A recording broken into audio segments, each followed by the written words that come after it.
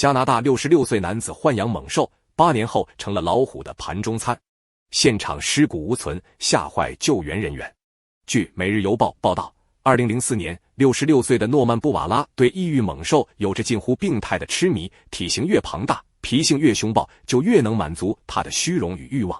可他并不住在荒郊野外，而是安家在安大略省一个再普通不过的宁静社区。这里日常的节奏安逸的近乎单调，孩子们在街头追逐打闹，清晨的校车准时驶来接送学生，老年人牵着狗在傍晚的夕阳下散步。然而在这幅看似平和的生活画卷中央，却潜伏着一颗随时可能爆炸的定时炸弹。诺曼的后院铁笼里关着5头猛兽，其中最引人注目的是一头体重高达650磅的西伯利亚虎，还有一头血气方刚的非洲年轻雄狮，一头美洲狮，以及2只身份未明的野猫。对外界来说，这些原本只该出现在动物园或野外的掠食者，如今却被圈养在一个寻常社区的篱笆后，和人类生活只有1墙之隔。诺曼自诩细心周到，笼舍修缮的坚固无比，安保措施几乎媲美动物园。他自信满满，坚称自己比任何人都懂这些动物的习性，但邻居们却夜夜难眠。想象一下，就在孩子们等候校车的街角，几步之遥的另一端，猛兽们正吐着热气在笼子里踱步，那种令人不安的压迫感如同梦魇般笼罩整个社区。更令邻居们绝望的是，他们对此竟然无能为力。诺曼不仅是加拿大异域动物饲养者协会的负责人，更是个精通法规的钻空子高手。他手握所有合法许可证，笼舍检查次次过关，院子四周的防护栏也完全符合法律标准。从纸面上看，他的行为无懈可击，他完全有权在家门口，在孩子们上学的必经之地养着这些致命掠食者。可所有人心里都明白，一旦意外发生，整个社区将瞬间陷入无法挽回的噩梦。而邻居们担心的事情，最终还是一步步成真了。一天，一个年仅10岁的男孩从多伦多远道而来，随父母来到诺曼的院子。他正在为学校准备一个关于西伯利亚虎的项目。这趟旅程原本是一场兴奋又特别的田野学习。小小的他满心雀跃，紧紧举着相机，镜头对准诺曼最引以为傲的明星虎王。笼中那头重达650磅的猛兽，浑身肌肉紧绷，眼神冷冽如刃。他的呼吸沉重而急促，鼻翼一张一合，仿佛在捕捉猎物的气息。四周气氛骤然凝固，空气仿佛都被这份压迫感挤压得发紧。就在父母来不及出声提醒的瞬间，噩梦突如其来，猛虎猛然撞向铁栏，巨爪闪电般探出，爪锋劈裂空气，发出令人头皮发麻的破空声，血光随即迸溅。男孩的脸与颈部被残忍撕开，鲜血像泉水般喷涌。母亲的尖叫，父亲的怒吼与孩子痛苦的哀嚎交织在一起，仿佛一曲撕裂灵魂的悲鸣。短短几秒，纯白的衣服被鲜红彻底浸透，孩子的身体剧烈痉挛后重重倒在地上。当救护车尖锐的警笛划破空气时，医生的诊断更让人心惊，爪痕距离颈动脉仅有数毫米的生死之隔。若再深半寸，他会在数秒内因失血而死。幸运的是，他从死神手中被硬生生拉了回来，但那稚嫩的脸已被永远毁去。虽然最终捡回一条命，但代价却是沉重的。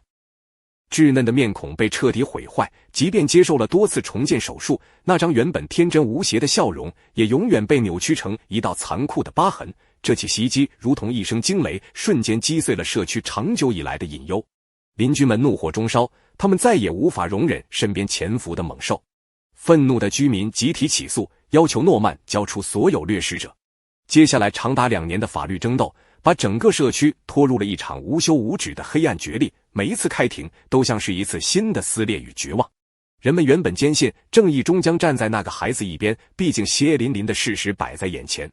但接下来的判决却让整个社区愤怒到几乎崩溃。诺曼不仅没有为孩子的重伤承担任何实质性的后果，连那头造成悲剧的西伯利亚虎都没有被没收。原因只有一个，他的饲养行为完全在法律框架之内。换句话说，他是合法的，哪怕那只猛虎已经用爪子撕开了一个孩子的脸。邻居们被迫吞下这口血与泪的恶气，仿佛他们的恐惧与愤怒在冰冷的法律面前一文不值。可这份恐惧并没有随着判决消散，反而在心底越积越深。就在诺曼最后一次出庭的1年后，他再次被传唤上法庭。这一次是因为他竟亲手打开笼子，把那头年轻的狮子放出来，甚至让他在自家后院与他的狗一起玩耍。一位机警的邻居悄悄拍下了几张照片，当作证据递交法庭。照片中，狮子在草坪上昂首而立，犬类在他身边畏缩游走，仿佛随时会成为下一个猎物。这一次，法官再也无法视而不见。诺曼纵然龙舍坚固，检查记录合格，却掩盖不了他的彻底不负责任。幸运的是，那狮子当时还年轻，还没被长期囚禁逼疯，否则后果不堪设想。法院下令要求他转走狮子、美洲狮和另外2只野猫，但令人费解的是，诺曼却依然设法保留了那头曾经伤人的西伯利亚虎。社区的恐惧与愤懑因此愈发高涨，邻居们继续斗争，试图推动安大略省修改法律，禁止私人住宅饲养任何危险动物。他们明白，唯有如此，才能彻底摆脱这只随时可能再次夺命的猛兽。但诺曼并没有停止抵抗，他继续与邻居和法律对抗，一直拖延到2012年5月19日。那天清晨，阳光还未完全照亮社区，诺曼依旧按部就班地开始新的一天，先喂狗，打算随后带他们散步。可在此之前，他走向了后院，那里铁笼里的西伯利亚虎正耐心地等待着早餐。诺曼的笼舍设计看似专业，宽阔的活动区里铺满厚厚的稻草，方便老虎打滚翻腾，四周堆放着原木和轮胎，供它攀爬玩耍。在主活动区旁还连着一个较小的隔间，通过一扇可折叠的铁门与大笼相连。按规章，这个隔间的作用是用肉块引诱猛兽进去，再把铁门落下，让饲养员能在主笼舍中安全清理或维修。若换作动物园，即便不是清节日，老虎的喂食也必须在隔间内进行，且绝不允许任何饲养员亲手喂食或与猛兽共处一室。然而，诺曼从未把这些铁律放在眼里，就像当初他放任狮子在院子里与狗玩耍一样，他深信这头老虎早已被驯服。他的傲慢与自信让他无视危险。那天，他照例端着一盆生麋鹿肉，推门走进笼舍，顺手把门扣上，然后将血迹斑斑的肉盆放到饥饿的虎口前。就在这一刻，他犯下了任何与猛兽打交道的人都不该犯的致命错误。他转过身，把自己毫无防备的后背暴露在掠食者面前，攻击几乎在眨眼之间爆发。老虎猛然扑来，带着瞬间爆发的野性力量，锋利如匕首的犬齿直锁住诺曼的脖颈。年过六旬的他年老体衰，无处可逃，也没有任何反击余地。撕裂声在空旷的铁笼里异常刺耳，血雾瞬间弥漫。老虎不仅咬穿了他的喉咙，几乎直接将头颅咬断。那一瞬间，食槽里的麋鹿肉完全被遗忘。